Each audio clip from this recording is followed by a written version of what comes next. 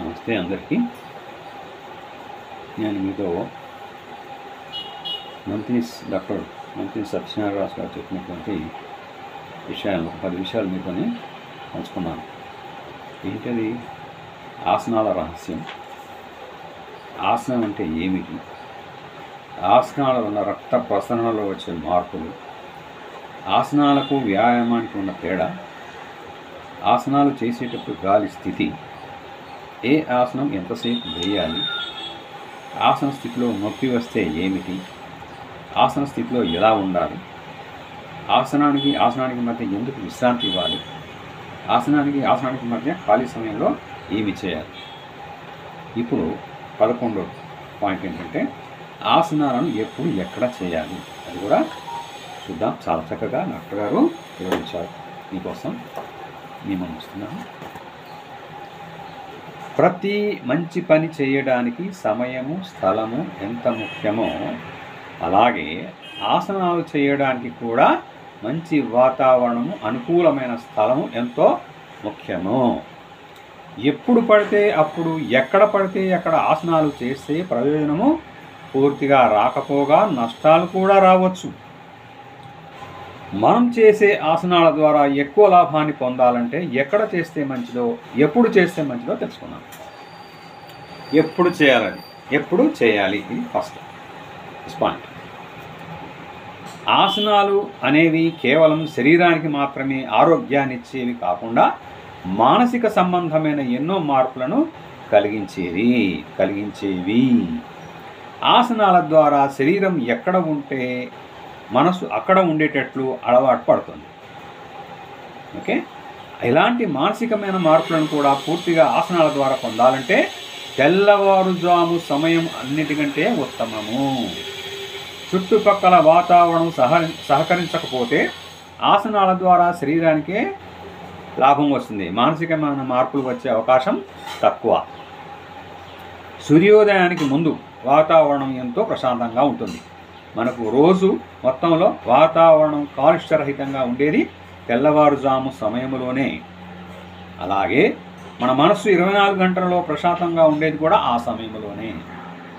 ఆ సమయంలో అయితే గాలిలో ప్రాణశక్తి కూడా ఎక్కువగా ఉంటుంది.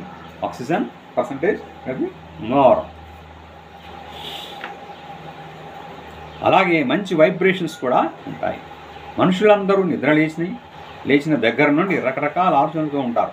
వారి ఆందోళనల ప్రభావం వాతావరణంపై పడడం వల్ల వాతావరణంలో ఉండే మంచి వైబ్రేషన్స్ దెబ్బతింటాయి. ముఖ్యంగా బ్రాహ్మీ ముహూర్తం అంటే తెల్లవారుజామున 3 లేక 4 గంటల నుండి, నేను 3 అన్నాను, డాక్టర్ గారు 4 గంటల నుండి 6 గంటల లోపు సమయం ఆసనాలు చేయడానికి ఎంతో మంచిది. ఆ సమయంలో నిద్ర లేవడం అనేది మన జీవితానికి మంచి మార్గము ఏర్పడే విధంగా తోడ్పడుతుంది. ఆ సమయంలో మన ఇంటిలో కూడా ఏ రకమైన ఆటంకాలు ఏర్పడవు. ఆసనాలను ప్రారంభించిన దగ్గర నుండి పూర్తిగా విరమించే వరకు మనస్సు బాహ్యంగా పరుగులు తీయకుండా నిలపగలగాలంటే మంచి సమయంలో అయితేనే ఇది సాధ్యపడుతుంది. మనస్సు అంతర్ముఖం కావాలంటే చుట్టుపక్కల వాతావరణం యొక్క సహకారం ఎంతో ముఖ్యము. ఆ సమయంలో నిద్ర లేవడం కుదరని వారు ఉదయం 7-8 గంటలలోపు ఎక్కడైనా చేయవచ్చు. కాకపోతే ఫోను మోతలు, పక్కవారి మాటలు, మన కోసం ఎవరో రావడం, ఇలాంటి ఆటంకాలు ఎక్కువగా ఉంటాయి. వీటన్నింటి వల్ల ఆసనాల్లో వచ్చే ఫలితం తగ్గిపోతుంది. ఆసనాలు చేసే ముందు బెడ్ కాఫీలు లాంటివి త్రాగకూడదు. పొట్టలో ఏ ఆహారం లేకుండా ఆసనాలు చేయాలి.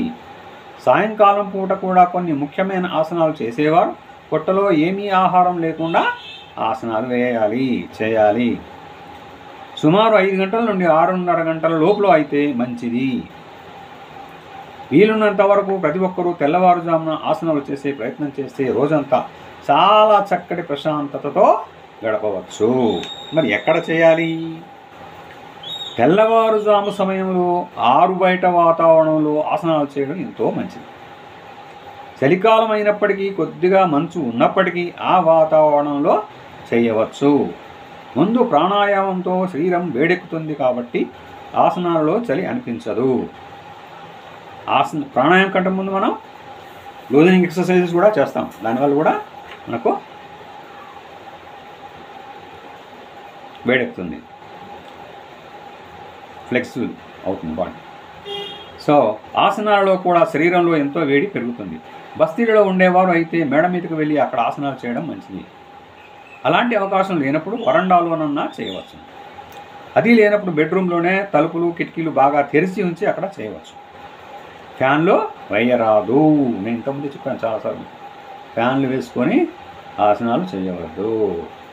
Fans are forbidden for prohibited for asanas. Fan గాలి కంటే మనకు సహజంగా వచ్చే గాలి చేయడం మంచిది. వంటగదులలోనూ స్టోర్ రూమ్స్ దగ్గరలోనూ చేయరాదు. మనం వదిలే గాలి బయటకు పోయే విధంగా ఉంటే చాలు. అలాగే బయట నుంచి మంచి ప్రాణశక్తితో కూడిన స్వచ్ఛమైన గాలి వచ్చేటట్లు కూర్చోవాలి. ఉదయం పూట ప్రశాంతమైన వాతావరణంలో ప్రశాంతమైన మనసుతో ఏ ఆటంకాలు కలగకుండా చూసుకొని చక్కటి గాలి వచ్చే ఏర్పాటు చేసుకొని ప్రతిరోజు ఆసనాలు చేయడం అనేది ఆ రోజంతటికి శుభంగా నిలుస్తుంది. అలాగే సాయంకాలం సమయాన్ని కూడా కొంత కేటాయించి చేయడం అనేది చాలా మంచిది. ఇది ఆసనాలు ఎప్పుడు ఎక్కడ చేయాలని చక్కగా వివరించారు కదా, చేయండి. ముందు నా మాట ఏంటంటే ముందు లూజనింగ్ ఎక్సర్సైజెస్ చేసుకోవాలి, తర్వాత సూర్య నమస్కారాలు చేసుకోండి, ఆ తర్వాత ఆసనాలు చేసుకోండి, తర్వాత ఇవి కూడా ఏంటి ముద్రలు కూడా, ప్రాణాయామం కూడా, ఇవన్నీ తర్వాత ఇవన్నీ చేసుకుంటే చాలా చక్కగా ఉంటుంది. అయితే ప్రాణాయామము ముందు కూడా చేసుకోవచ్చు. ఏది ఇప్పుడు ఓంకారం చేస్తున్నాం, ఓంకారం చేస్తూ ముద్ర కూడా చేసుకోవచ్చు. అలాగే సూర్య నమస్కారాలు అయిపోయిన తర్వాత ఆసనాలు వేస్తాం. ఆసనాలు మధ్య మధ్యలో కూడా ఈ యొక్క ప్రాణాయామాలు చేసుకోవచ్చు. ఎందుకంటే ప్రాణాయామం చేసినప్పుడు లంగ్స్కి ఎఫెక్ట్ ఉంటుంది కదా, మధ్య మధ్య విశ్రాంతి ఇచ్చినట్టుగా.